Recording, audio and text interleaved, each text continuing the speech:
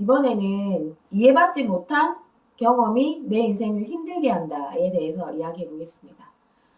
자, 아이가 자랄 때는 부모가 제일 그 아이한테 넓은 세상이에요. 그죠? 그래서 부모와 상호작용을 하면서 그러한 경험으로 익숙하게 연습을 충분히 한 다음에 바깥에 이제 나가서 직장을 하든 다니든 사회생활을 하든 결혼생활을 하든 그걸 이제 쓰면서 살아가는 거죠.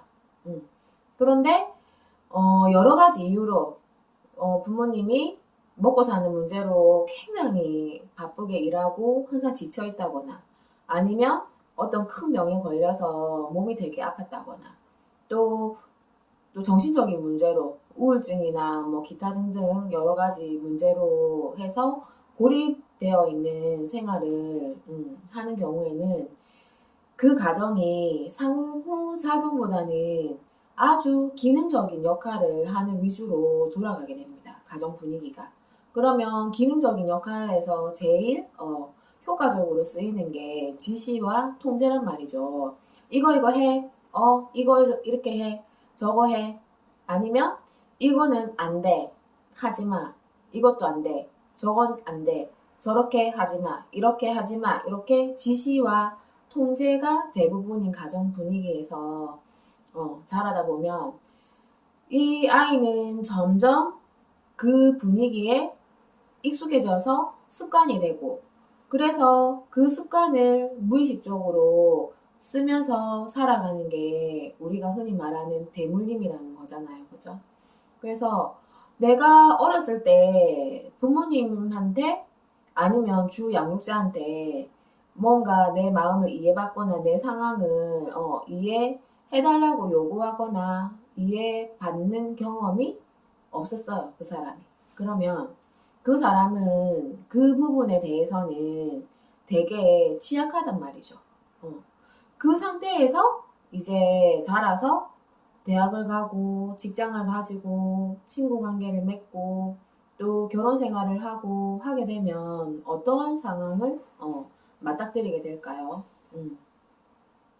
이 사람이 자기가 지시하고 통제하는 거에 익숙해져 있기 때문에 주도권을 항상 자기가 지려고 합니다. 그러면 주도권을 쥐고 내가 상대를 좌지우지 흔들려고 하면 어떻게 될까요? 내가 모든 거를 계획하고 결론을 내려서 지시하고 통제를 해야 되잖아요. 그죠? 근데 여기에서 아주 치명적인 단점이 있는 게 우리가 만약에 의식 수준이 높은 사람이 그렇게 주도권을 쥐고 이끌어 나간다면 두루두루 좋은 영향력을 끼치겠죠. 그런데 의식 수준이 낮은 사람이 낮은 주파수에 있는 사람이 주도권을 쥐고 끌고 나가려고 한다면 어떻게 될까요? 그거는 마치 뭐와 비교를 해볼 수 있냐면 초등학생이 엄마를 이제 도와준다고 갔다 와서 막 뭔가 정리를 하고 청소를 하고 막 요리까지 막 이렇게 했어. 그래서 엄마가 나중에 왔는데 보면 어때요? 청소도 그렇고 정리도 그렇고 요리도 그렇고 빈틈이 되게 많아서 어떨 때는 그냥 안 도와주고 가만히 있는 게 도와줄 경우가 도와준다는 생각이 들 때가 많잖아요. 그렇지만 고마워서 그런 표현을 그냥 안 하는 거죠. 그거하고 마찬가지로 낮은 주파수의 사람이 뭔가를 계획하고 결론을 내리고 아무리 잘하려고 한다고 해도 빈틈이 굉장히 많겠죠. 그러나 그 초등학생 입장에서는 어떨까요? 엄마가 된 초등학생보다 높은 의식 수준에서 초등학생을 봤을 때는 빈틈을 많이 보일 수 있지만 그 초등학생은 빈틈이 안 보인단 말이에요. 자기가 알고 있는 게 다란 말이에요. 그게 최선이란 말이에요. 제일 좋은 방법이란 말이죠. 무슨 얘기인지 이해되시죠? 그러면 낮은 주파수의 사람도 마찬가지인 거죠. 내가 계획하고 결론 내리고 한 이 모든 것들이 최고인 거죠. 최선인 거죠. 그러다 보면 다른 사람 말을 안 듣겠죠. 왜? 근데 꽤 최고니까. 그러면 이제 그걸로 휘두르기 시작합니다. 버티면서 따라오라고 억지로 막 끌어당기면서 이제 휘두르면서 생활을 해 나가겠죠. 그러면 어떠한 결과가 올까요? 모든 부분에서 아주 미묘하게 뭔가가 딱딱 맞아 떨어지는 게 없고 계속 뭐가 꼬이고 엉키고 트러블이 나고 나는 이렇게 하려고 한 게 아닌데 뭔가 결과가 내 예상하고 자꾸 틀어지는 일들이 계속 발생하는 거죠. 그러면 그 사람의 삶은 어떨까요? 항상 소음이 있고 잡음이 끊이질 않게 되는 거죠. 그럴 때 주파수가 조금 높은 사람은 바로바로 알아차림도 빠르겠죠. 이게, 뭐가 이게 잘못된 거지? 내가 여기에서 어떤 부분을 교정해야 되는 거지? 어떤 거에 변화를 조금 줘야 되는 거지? 하고 멈춰서 생각을 하게 됩니다. 근데 낮은 주파수에 있는 사람은 모든 건 이유가 있어요. 맞아요.